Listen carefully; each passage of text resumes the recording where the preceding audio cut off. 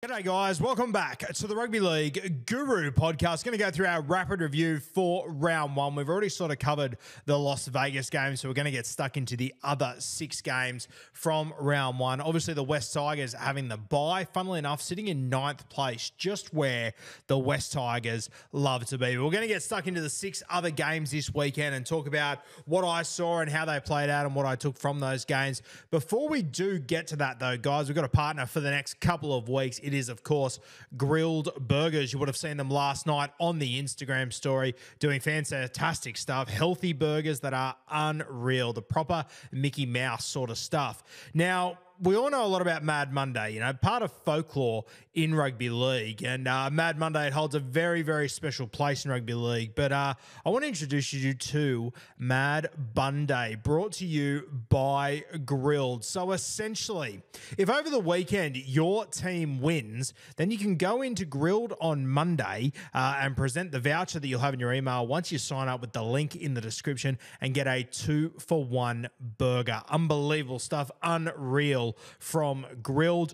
There in the description below, guys, there will be a link there, a Grilled link. You go there, you sign up, you pick your team. As long as you've got that signed up and everything, if your team wins next weekend, you will have a voucher that will appear in your emails that you'll be able to use next Monday to get a 2-for-1 burger. It has to be on the Monday. You can't push it into Tuesday. It's got to be a little bit of Monday-itis for you to head down to Grilled and get a 2-for-1 burger. So next week, I haven't had a look at the matchups, but for example, if you had signed up this weekend already, if you're looking at, you know, the Vegas teams in particular, if you're a Roosters fan, no comment. You would have got a grilled burger 2-for-1 today. If you're a North Queensland Cowboys fan after their big win yesterday, you would have got yourself a burger. If you're a Dragons fan, believe it or not, I thought you were going to go hungry all season, but you've managed to score yourself a grilled burger there as well. 2-for-1. Make sure you sign up with the link in the description, guys.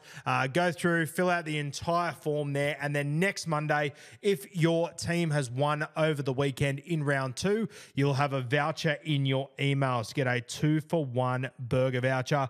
You need to sign up to Grilled's loyalty program called Relish. The link is in the description, so go check it out. And shout out to Grilled for partnering with us here at the Rugby League Guru.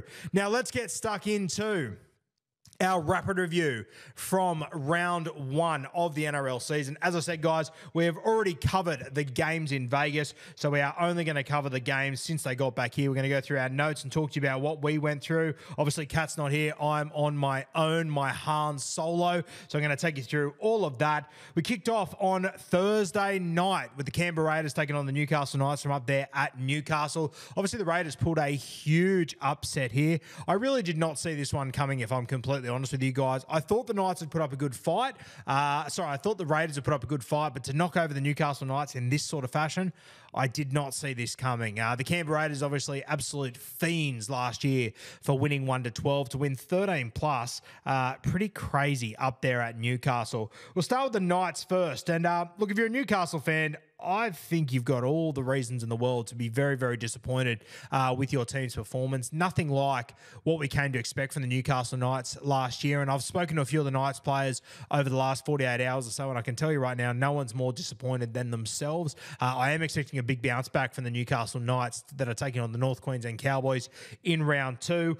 We've spoken a little bit about Newcastle on the in the Roo Crew and on the podcast and stuff. And there's an article coming out this week with Bloke in a Bar that you can have a read of that to get my thoughts. But I do think, obviously, Jack Cogger's in the squad. He played on the weekend, played a bit of 9 and whatnot. I think that very quickly there will be a little bit of pressure on Tyson Gamble. I think if they lose in the first few weeks, I wouldn't be surprised to see Jack Cogger come in.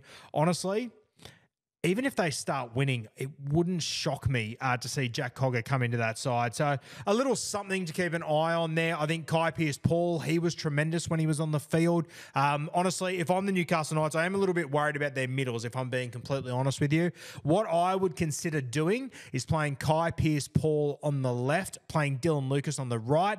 And despite him being their best edge back rower, I reckon they need Tyson Frizzell and his leg speed through the middle. I'm a little bit worried about their middles, Leo Thompson, the Sofidis. They're good middle forwards, but I just feel like they're lacking a little bit of leg speed. When I watched the Knights the other night, then I watched the Cowboys this afternoon, and comparing the two and the leg speed through the middle, it's chalk and cheese. It's not even close. So I do think there's a world where Kai Pearce-Paul could win that left edge over the next few weeks. Dylan Lucas could be shifted to the right edge, and Tyson Frizzell jumps into the hey diddle. I didn't think Adam Elliott had his greatest game on the weekend. He's sort of been a little bit hit and miss over the last year or so, Adzi. I'm a huge fan of him, but I think Tyson Frizzell might be an option through the middle. Maybe you could just use Adam Elliott as a genuine middle instead of a 13. You could do the same with Tyson Frizzell, to be honest with you. I'd be happy with either or. But I do think it's something that they need to consider. You've obviously got Jaden Brayley. He'll return over the next few weeks, so you won't be able to run with Cogger on the bench. You'll have Phoenix Cross on there. So I do think that's also when it'll start to heat up position-wise. Look, Kalen Ponga was very, very quiet. I think that the reality is of the Newcastle Knights situation on the weekend, they just gave away too much footy. I genuinely believe, and this will piss Raiders fans off, which is completely fair and warranted. I do think that if the Knights would have just held the ball a little bit in the first 30 minutes of that game, I think they could have rolled the Canberra Raiders, but they didn't. The Raiders did. I think if you look at the Raiders, their completion rate up around 90%, which is sensational. It's exactly what you need to do in round one to win games of footy, and the Raiders did it, so full credit to them. The Newcastle Knights, though, very disappointing in this first game. I wouldn't be surprised if you do see changes over the next few weeks, but I am keen to see how they go next week against the North Queensland Cowboys, who we'll talk about them soon, but my God, I thought they looked tremendous at Suncorp this afternoon. They were very, very impressive. One other thing just to keep an eye on, I mentioned Kai Pearce-Paul and how I think he's a very good shot to land on that left edge. Go back and just have a look at the Jackson Hastings try that he scores in the second half, and just keep an eye on Zach Hosking. So just watch the way that he's defending. He has got all eyes on Kai Pearce-Paul. Jacko's inside him. He's got the ball. He's the one holding the ball. And if you watch Zach Hosking, he's not even looking at him. He's looking straight at Kai Pearce-Paul, and out the back he's looking at Kalen Ponga. But just the size of Kai Pearce-Paul and the speed he's going at completely distracted Zach Hosking. Please, if you get a chance, go and watch it, and just watch the eyes of Zach Hosking. You'll recognise him. He looks a little bit like Timmy Williams. He's the one in the green shirt, not the blue and red one, though. That's Phoenix Crossland. Timmy Williams, though, you see him out there. He is just staring at Kai Pearce-Paul, Paul, and Jacko. The absolute thief in the night from 10 metres out crashes over there. But I think it just gives you a little bit of insight into the sort of pull that Kai Pearce-Paul can have. Go and have a look at it. I reckon he gets a shot over the next few weeks. For the Raiders, as I said, incredible performance here. I thought it was sensational by the Raiders. I thought Josh Papali'i was unreal. He was fantastic. He looks like he's stripped a bit of weight in the offseason and is looking ready to go. I think he's in for a big year. Danny Levi scored a try, which was good for us Supercoach players, but I thought a lot of his options throughout the game were pretty scat, to be completely honest with you. I'm not sure if he's the answer at 9, but I think they knew that. Zach Hosking, probably the best on ground for the Canberra Raiders. He was everywhere. Apart from that try that he conceded to Jacko, I thought he was brilliant. Morgan Smithies, my boy, wow. 14 runs, 100 metres, 37 post contact, 46 tackles, only one miss. He was everywhere, Morgan Smithies. I think he's going to be a very, very important part of all of our Supercoach teams this year. Look, you know, the Raiders, everyone sort of doubted them. Everyone sort of looked down on them a little bit. And you know what? They play unorthodox footy. They play ugly footy. They're going to score off kicks. They're going to score off offloads. They're probably going to score more tries than anyone where they kick the football twice in one play. That's who the Canberra Raiders are. They own who they are, and Ricky Stewart owns it as well. If you're tough and you're resilient in round one, you'll tend to come up trumps, and the Canberra Raiders did in that game. So full credit to them. You know, they've still got to get Corey Horsburgh back. They've still got to get Elliot Whitehead back into that side, and they've still got to get Seb Crisp back in as well. So a heap of positives to take from that for the Canberra Raiders. They'll be very, very happy with that win, considering how the Newcastle Knights were going last year. To go up there to Newcastle in round one, missing a few troops against Newcastle, who off the top of my dome are essentially full strength. A very, very brave victory. So shout out to Ricky Stewart's boys in lime green. A fantastic win there, and fingers crossed they can prove a lot of people, including myself, wrong this season. Let's move to the second game, the Cronulla Sharks and the New Zealand Warriors. Obviously, the Warriors at home there. The Sharkies winning this one 16 points to 12. And how on earth the Sharkies won this, I will never know. Based on the first 20 minutes, I honestly sat there and went, a mate texted me at about the 20-minute mark, and he just put $50 on the Warriors to win the minor premiership. And I said, mate, based on this first 20 minutes, I don't mind it. They were just incredible. The leg speed through through the middle, how fast their play the balls were, just how in sync everyone at the Warriors was. I cannot believe they didn't win that game of football. It's honestly some of the best. That first 20-minute period is some of the best rugby league I have seen in a very, very long time. It was incredible. Just everyone was on the same page. I just sat there and went, my God, this team is a well-coached squad. And you know what? The Sharkies, they just hung in and hung in and hung in. And you're finally starting to see potentially a little bit of that Craig Fitzgibbon DNA coming through at the Cronulla Sharks. A fantastic win for them. Let's go through the Warriors. First of all, the guys that stood out to me, Jackson Ford. My God, he got through a lot of work. If he can just cut those one or two errors out in his game, he has a lot of errors when he's coming into collision. We saw that last year quite a bit. I spoke about it a bit on the podcast. If he can cut that stuff out of his game, my God, Jackson Ford's a good footballer. Absolutely love him. Can't believe the Dragons let him go. Adam Fanua-Blake was the star of the show, though, obviously scoring his try. I think he had a hand in another. He was just everywhere AFB. 220 run meters, 60 post contact, 6 tackle breaks, 2 line breaks, 2 offloads, 23 tackles. He did all that in 56 minutes. And this is against the Cronulla Sharks too. One hell of a forward pack. So AFB looks like he's in for a massive season. I was stoked to see my boy Lukey Metcalf scored a great individual try. I've been banging on this tree for years that this guy, he just needs a coach to put his arm around him and give him an opportunity. And geez, I thought he looked good the other day, Lukey Metcalf. He's put on some weight. He's looking strong. Mitchy Barnett was good as always. Wade Egan, another injury. This is the big worry with Wade Egan. There just always seems to be a niggler, always seems to be an injury, always just seems to be something happening with Wade Egan. And I'll tell you what, he's just so important to this footy side that they just can't afford to lose him. So hopefully he's sweet to play next week. We'll have to wait and see with Wade Egan. But my God, if the Warriors are going to really give this competition a shake this year, they need Wade Egan on the field as much as they can possibly get him. Who else went good? Tohu Harris is just a monster as per usual. 27 runs of the football, 237 metres, 82 post-contact metres. What do we have? 37 odd tackles. He was very, very impressive, Tohu Harris. Dylan Walker, I thought him coming off the bench, he was very, very good as well. I was impressed with him. Look, honestly, a lot of the Warriors did really well. A lot of them were fantastic, very impressive, but just weren't able to get the job done. I think they'll be better for the run. They take on the Melbourne Storm last week, who are coming off that game against the Penrith Panthers. I think they're going to be pretty tired just quietly, so I don't mind the value of the Warriors next week. I think they're at about $3, not too bad. Shout out to Tane Torpicki as well. I thought he was really good. It felt sort of like a coming-of-age game for him, for me in first grade. I thought he was really good. 6 tackle breaks, 200 odd run meters. He was really, really solid, Torpicki, so shout out to him. For the Sharkies, honestly, as a whole, they were resilient. But as individuals, I mean, a lot of the guys you expect to star, they weren't sensational. Nico Hines was pretty quiet. Braden Trindle, very quiet. Blake Brayley didn't do a stack, got through his work. But they just as a unit, they managed to get through this game. And that's what you want to see. Good footy teams, they play poorly and they find a way to win. And the Sharkies did that the other night.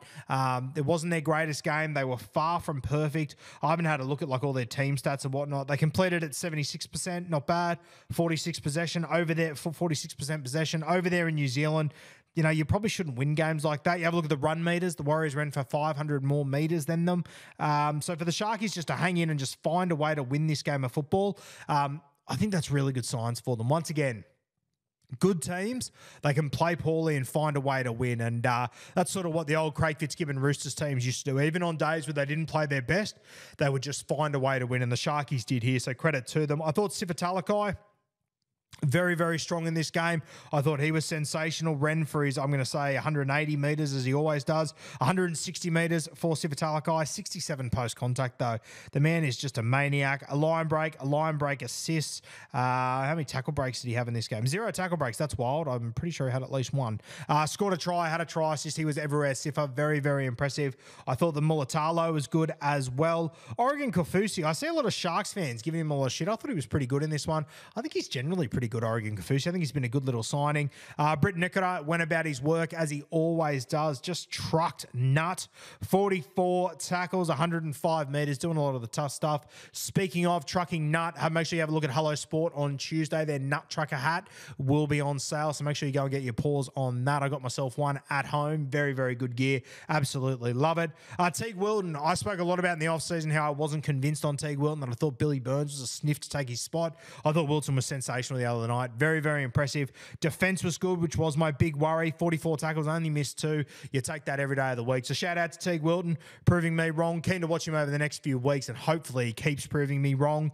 Good performance by the Sharkies. They'll be happy with that. Once again, didn't play their best, found a way to win, which is what you want your footy sides to do. They'll improve as the year goes on. I said it all off season. I do think this halves combo is going to take a little bit of time to gel, and I just think that you Sharkies fans, you need to be patient, because I think it is going to be a winning ticket once it's all said and done. All right, let's move to the late game on Friday night. The Melbourne Storm 8 over the Penrith Panthers. Duck egg 0. Unbelievable. Who would have seen this one coming? The Melbourne Storm increase their run of first-round victories to about 3,000 years now. I think it's going on 23, 24 years, something outrageous like that. Very, very impressive by the Melbourne Storm.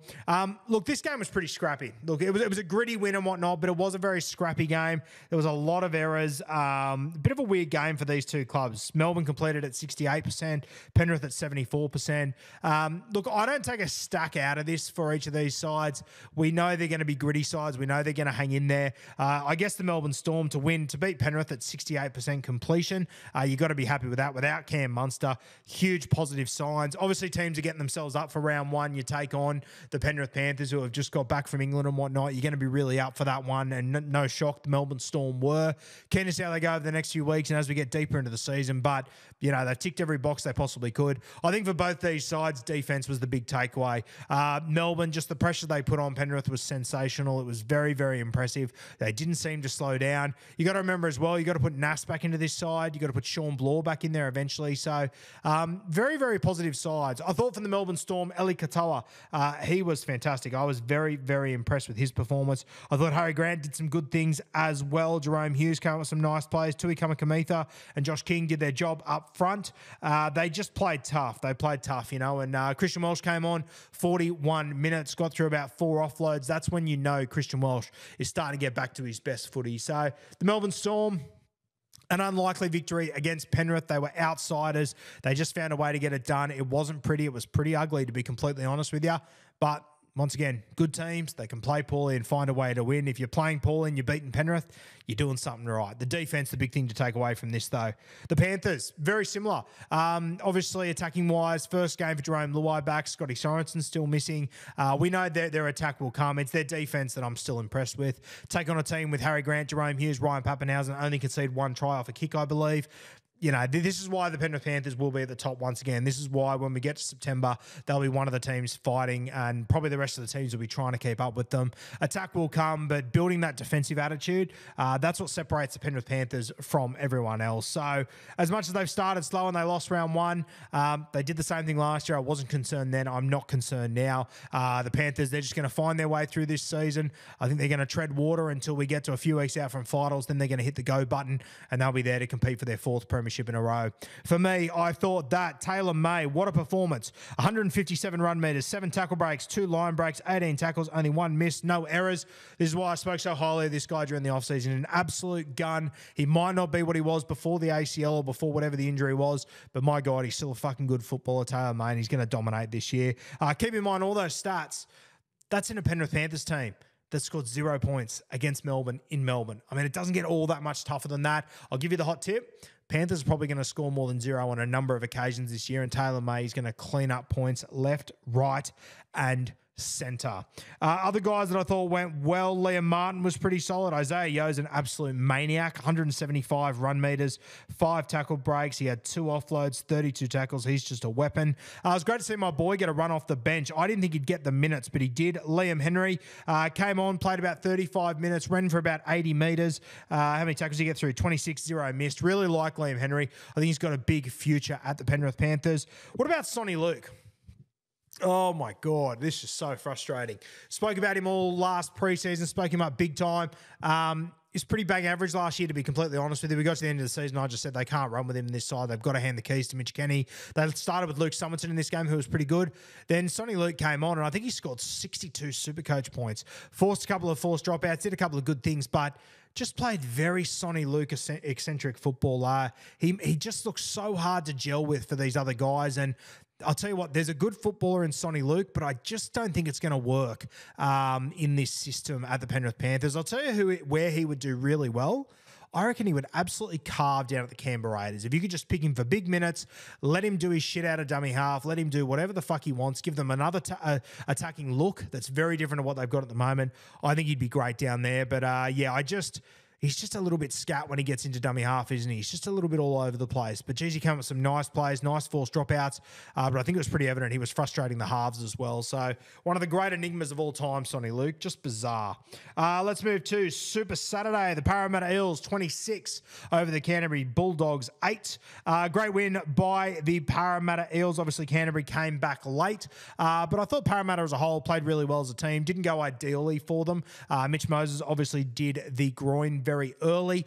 So they sort of had to just work it out on the fly as they went. I thought they did a good job. Dill Brown stepped up. Gutho stepped up. I thought the hooker was fantastic. Lussick, I've never seen him play that well before. I wouldn't be surprised if he actually does win an 80-minute role at Parramatta over the next few weeks. I thought they were great. They all got involved. Everyone did their job. The forwards are great. They linked up really well. Thought it was good coaching by Brad Arthur to bring Junior off the bench. I think that with Parramatta over the last few years, when Regan and Junior come off, there's a huge drop-off there. I think when you start one of them and you bring one off the bench, I think it helps to sort of alleviate that a little bit. So I thought that was good coaching. Junior, man, he looks good. Him and Josh Papali'i, they've lost a little bit of pudding this offseason just quietly, and the boys are ready to rumble. They both look sensational. Matto was great. The Cardi party in full swing. We've got our invites. I'm so happy for Bryce Cartwright. When you think about where he was a couple of years ago at the Gold Coast Titans, every time he'd breathe or tie his shoelaces, he'd cop shit from the media, and rightly so. He was having a fucking shocker at the time. But gee whiz, I was just so impressed with his performance on the weekend. Very, very good Bryce Cartwright. So hopefully he can keep it up, and if he does, my God, Parramatta have got one hell of a footballer on their hands. Morgan Harper. So happy for him. I've said it before and I'll say it again. He's a good footballer, Morgan Harper. He just cops a little bit too much crap over Talakai Gate from last year. Really happy to see him get a new home, and I think he's going to make himself pretty important in that Parramatta side, who are crying out for a centre or a winger to jump out of the ground. Jermaine Hopgood, solid as always. Came up with one or two errors, I think it was. But outside of that, he was very good. Matto came off the bench, was great. Look, just an all-round good performance by the Parramatta Eels. When Mitch Moses, I was a bit surprised Mitch Moses stayed on the field, if I'm completely honest. But he wanted to stay out there, and everyone else just pulled the weight. And they got the job done. So 26 points to 8, the Parramatta Eels. We'll move to the Canterbury Bulldogs now. And look, I'm going to drop a podcast a little bit later today talking about Matt Burton and how I would be utilising him and changes I'd make to this side. So I'll come back to that.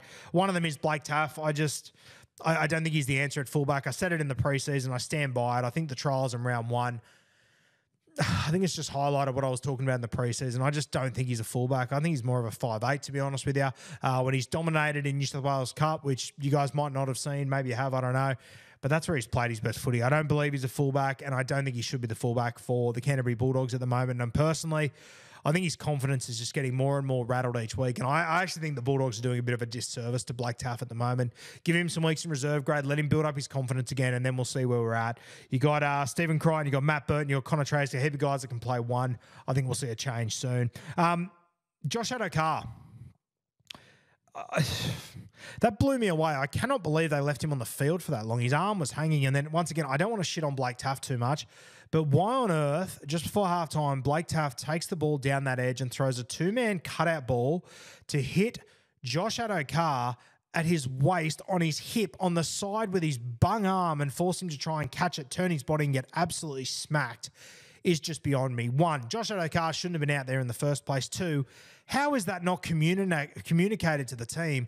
Don't give him the ball. Don't let him get whacked when we're a minute away from halftime. Just the levels to that are just unbelievable. It's just blown me away how that all played out. Just bizarre. We want to wish Josh Adokar all the very best. Hopefully we see him back very soon. I thought Stephen Crichton was very good. Obviously scored a try. Came with some big defensive plays. Kiraz, what did he get through? 157 metres, 50 post contact, 4 tackle breaks. He was everywhere, Kiraz. Very, very impressive. I thought Hutcho, all things considered, I thought he did his job reasonably well. It's going to take time, but they just didn't have enough ball, and they didn't hold enough ball to really get themselves into any good shape. And honestly, I don't think the fullback of the 5'8" did him any favours, and I don't think Reid Marnie did him a stack of favours either. Reid Marnie, a little bit hit and miss. Some of the options he took didn't really make sense to me. 10 missed tackles. when you're carrying this many utilities in this squad, you cannot have a hooker out there missing 10 tackles. It's crazy. It just makes no sense to me. I really don't understand some of the things that Cameron Ciraldo's doing. I'm more than happy to give him a few weeks to get it all sorted out. But a lot of this stuff just doesn't make sense to me. Jacob Preston, I thought he was really solid. I thought Josh Curran, when he came onto the field, came on at about the 15th minute, played the full 65 minutes. He was great. I was very, very impressed with him, and I think he's going to play a very prominent role over the next few weeks. Sam Hughes, I thought he was good, but my God, that play where he took it out of his in-goals and carried it with probably the loosest carry we've ever seen and got the ball one-on-one strip. There's a lesson there, Sammy. You're a very, very good footballer. I think you have got a future in our game for sure. And, you know, I've got you in my Supercoach Classic team. A lot of people do. But Sam Hughes looks to me to be the sort of guy that would have learned a lesson from that. And I think he'll be better from it. Might be and, you know, it didn't cost them a try in the end. It should have. It was a miracle that it didn't, but a lesson to learn there for Sam Hughes. Look, Canterbury, I'm not going to go too heavy on them. I want to give them a few more weeks and then we can reassess and see where we're at. But, far from convinced. We'll see how we go. What about the Dragons? Wow, 28 points to 4 over the Gold Coast Titans. I said that I thought the Dragons were a smoky to win this game and I thought they'd win ugly. Mate, they won pretty. If anything, I thought they were not the most, but I thought they were one of the most composed sides over the whole weekend. They obviously had a plan going into this game. They all stuck to it. Everyone was on the same page. They were tremendous. Tyrell Sloan obviously scored a hat-trick. He was very good. Zach Lomax is an absolute maniac. What he was doing on the wing was sensational. My biggest fear for Zach Lomax during the trials and whatnot was that Jack Bird wasn't going to pass the ball to him. We get here and, mate, Jack Bird, he pulled the right rein on every single play. And Zach Lomax, I loved him on the wing. I loved when he came in roaming, just ticked all the boxes when they're putting up kicks and he's attacking them. He's just everywhere, Zach Lomax. So I really like what the Dragons are doing. I thought Kyle Flanagan was great. He had a really good game, very, very solid. In the forward pack, I'll tell you who was great, Tommy Eisenhuth and Raymond Faitala-Mariner, two guys that I cannot believe I'm talking about, but my God, they were good. Mate, you have a look at Tommy Eisenhuth. He played 60 minutes. 39 tackles. What did he do? He only ran for 50 metres, but my God, geez, he was good in that game. I thought he was great. Played a bit of 13, bit of a distribution role. He was unreal. I thought that Raymond Faitala-Mariner, he was very good as well. 74 minutes, 70-odd metres, made 30-odd tackles, had 3 offloads. Very, very impressed with those two. And, you know, this is the beauty of it for the Dragons. Yeah, great win. Harm Sele, Blake Laurie, Luciano Leilua, all these forwards that aren't even in the side yet. Mate, the Dragons could be a team not to be fucked with this year. I called them for the spoon 2 weeks ago, and shout out to all you Dragons fans, absolutely giving it to me because I deserve it. They were very, very impressive.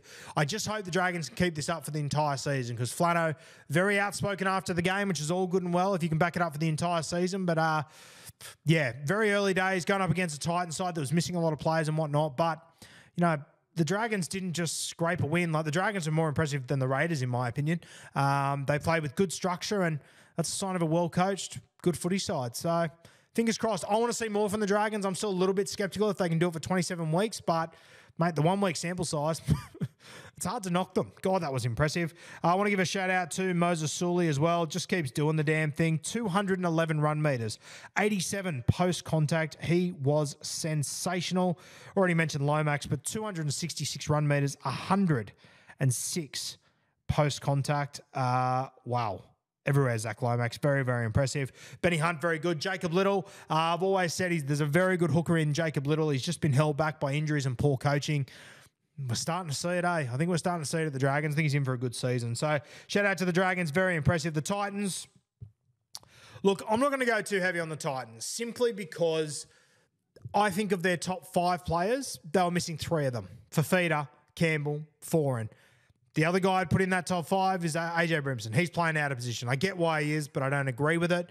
The new coach, new system up there, it's going to take time. I just thought they'd show up with a little bit more of a better defensive attitude. They spent all off-season getting ready in defense. They knew they had players out. They knew attack wasn't going to be sensational, but fuck, I thought they'd show up in defense at least. And I don't know. The Dragons just ran a train on them. This is the Dragons, by the way. I didn't know if they were going to be able to score a try this season. Scored 28 points on the Titans up on the Gold Coast. Very disappointing. Look, it's going to take time. Under Desi Hasler, it's a coach. It's a system that they've never really experienced before. It's going to take time, but and I'm willing to give them that time. But, mate, the first performance, they just lack ticker. Let's call it what it is. Outside of Tino, they lack ticker, the Gold Coast Titans, and that's what has disappointed me the most. So we'll see how it plays out. We'll see how they go over the next few weeks. But, yeah, look, I thought Cleese Haas, he was pretty good. Got through a bit of work there, 45-odd tackles. Tino, almost 200 run meters. I like the move of Randall starting at 9, then bringing Sam Verrills on, then using Randall as a middle. I actually really like that. I'm a big fan of Randall, as you guys know. I wouldn't say Chad Randall, of Chris Randall. Big fan of him, so happy to see him get a gig there. Bo Fermor, good to see him back in first grade. A little bit slow to start. He'll warm to the task. You want him with Fafita, realistically, as well. I'll tell you who I was a little bit let down by. Kenan Palasia. Coming from the Broncos, I thought he was going to have a big impact on the Titans. That was a pretty disappointing round 1 game off the back of pretty underwhelming trials, to be honest with you. So Palasia guy I'll be watching closely over the next few weeks, but so far, not overly impressed with his performance. Look, guys, we might leave the Gold Coast Titans there. AJ Brimson, I mean, he tried hard, 90 metres. 10 runs. I just think if you've got a superstar like him, you want him to have more runs of the football. Maybe I'm overplaying it. Maybe I'm being a little bit over the top, but that's where I sit on this situation with AJ Brimson. Look, guys, not much to say about the Gold Coast Titans. Missing troops, new coach, first game, came up against the Red Hot Dragon side. But at home, you expect your team just to show a jersey. And, yeah, some performances by individuals there were very questionable by the Gold Coast Titans. Keen to see how they bounce back. I think they've either got to bye next week or the week after. They've got to bye next week. So they've got 2 weeks to sort it out. That can be a huge positive or it could be a massive negative. We'll see how it plays out. Let's have a look at the last game of the week. The Cowboys, 43 over the Dolphins, 18.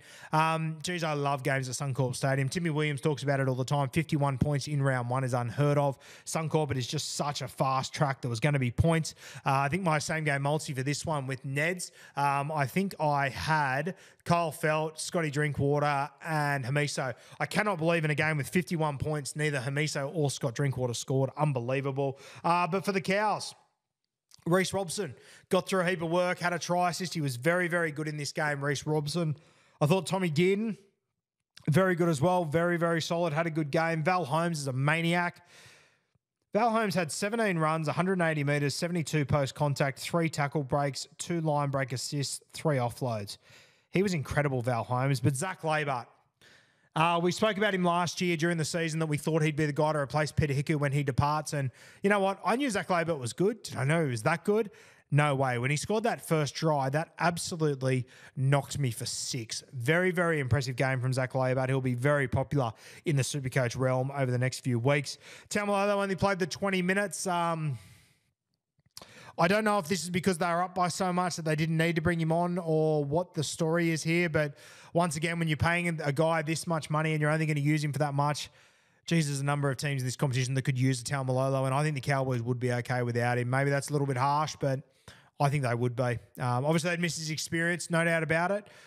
But I just don't think they're getting the best out of Tamalolo anymore, and maybe another side could. But we'll give him time. It's only one game. Maybe that he didn't come back on the field because of the scoreline and that they didn't need him, which, to be fair, makes complete sense. And, you know, if you are signing a guy to a 10-year contract, he's getting the back in. I agree. You pick and choose your moments when you use him. So if that's Todd Payton's thinking, then credit to him. I thought that Nanai was sensational, did some really tough stuff, 120 run meters, took his 14 hit-ups that we complained about this last year, about him not getting through his work. He did. You had Helam Lukey, who was good as well, played 60-odd minutes, got through plenty. Ruben Cotter. Christ, he had a red-hot crack today. 30-odd tackles, 120 run meters. Had a real dig, Ruben Cotter. Jesus Christ. Played 50-odd minutes. I thought he'd bump that up to 60-odd minutes this year, but we'll see as the season plays out. But if Tamalolo played limited minutes and Cotter only played the 50, maybe not. But once again, maybe Todd Payton was just rotating his minutes. I thought Finay Fuiaki was really strong coming off the bench. I was impressed with him. Jake Granville, very good as well, going through the middle. Look, a good all-round performance by the North Queensland Cowboys. They'll be happy with this one. I'll tell you what I think will make them most happy. They put 43 points on a side. They blew them away. And Scott Drinkwater really didn't have to do that much. You have a look at Drinky's stats. 137 run meters, 4 tackle breaks, 4 offloads, 5 tackles. That's it. No try assist, no tries, no line breaks. They managed to do it without Drinky having a huge impact, which I think is a fantastic sign for the North Queensland Cowboys. I thought Kyle Felt ran for 205 run metres, was very good. Their entire back five ran for a heap of metres. Murray Tuolangi, 178, Labart, 175, Val Holmes, 180, and Kyle Felt, 205. Very, very impressive. For the Finn, we obviously got the breaking news from the great Corey Parker that Tommy Gilbert looks like he got sent to hospital a couple of weeks ago when he was meant to have his surgery, and it looks like it's been pushed back 3 months off the back of a blood clot. So we wish Tommy Gilbert all the very best. Fuck, he's had a tough run. Must have run over about 1,000 cats, Tommy Gilbert, the poor bastard.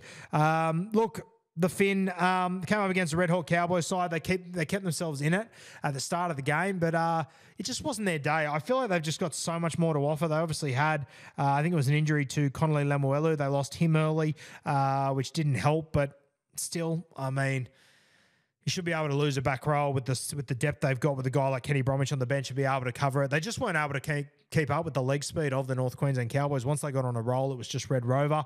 And you know what? I thought the Cowboys left some points out there as well. So I thought Wayne Bennett would really have this team up for it for round one, and I thought early that he did. But the longer the game went on, just the further it got away from the Dolphins. And I personally think this is going to happen to a number of teams this year against the Cowboys. The speed they were playing with, their ruck speed, it was just unbelievable. And their leg speed's crazy. Your Helam Lukis, your Ruben Cotters, your Finay Fuiakis, even like your Sammy McIntyre that came on. Leg speed was just smashing the Dolphins through the middle, and I think they're going to do it to a number of teams this year. Outside of that, Jack Bostock thought he did a couple of good things. Good to see him score a try late. Tommy Flegler was really good when he was on the field. Good to see Josh Kerr score a meat pie as well. One of my favourites. I've always liked Josh Kerr, and I know Wayne Bennett has too. Herbie Farnworth, I mean, it felt like he didn't get all that many opportunities. Then you look at the stat sheet, and he ran for 170 metres. Just insane. An 84 post-contact. Very, very impressive for a guy that I didn't think had a standout game. Yeah, look, round one, the Dolphins, they'll improve as the season goes. They got good depth. I don't think they're missing anyone major outside of Tommy Gilbert, though. So, yeah, I'm not sure who they play next week, but they'll be looking for a bounce back. But I do think the Cowboys, they're going to blow a number of teams off the park this year in that sort of fashion. Guys, Grilled Burgers, they are on board for the first few weeks of the Rugby League Guru podcast. So make sure you go click the link in the description. Sign up there, join their loyalty group, Relish. And then next week on Monday, if your team wins, and you've got to notify Grilled who you go for, you'll see it all in the link. Follow the instructions. If your team wins in round two, you will find on Sunday night or Monday morning, you'll have a voucher in your emails that you can take to a Grilled, and you can get a 2-for-1 burger deal there. So great to have Grilled on board sponsoring our rapid review each Monday for the next few weeks. Super exciting. Make sure you go down there, hit the link, fill out the description, guys. Go and fill out the form and get ready for a grilled burger if your team wins next weekend. A 2-for-1 deal. How good. Also, guys, we've got the Roo Crew that has launched this week or last week. We'll have the link in the description as well for you to go there. We've got about 150 odd, 120 odd people in there at the moment. You're getting exclusive content. You're getting early podcasts. You're getting articles, videos. You're getting absolutely everything. You're getting stuff that only Roo Crew members will get. I'm engaging in there quite a bit, putting up a lot of posts, asking a lot of questions, reading out questions on the podcast. I'm trying to really make a crack at this community, and I think it's one that you guys will want to be a part of. So $8 a month, not too much, $2 a week. Honestly, go and sign up this week. Go and have a look in there. And if you don't think you're getting $2 worth of value, cancel it straight away. But I reckon you're going to find in there's an absolute stack. Supercoach, NRL, everything you can find in there. There's going to be a stack of content. So make sure you go and join the Roo Crew. The link is in the description, or you can go to my Instagram bio and find it there. I'll have Bloke in a Bar content coming for you over the next 24 hours. We've got a Supercoach review coming your way on the podcast as well, and a deep dive into Matty Burton at the Canterbury Bulldogs.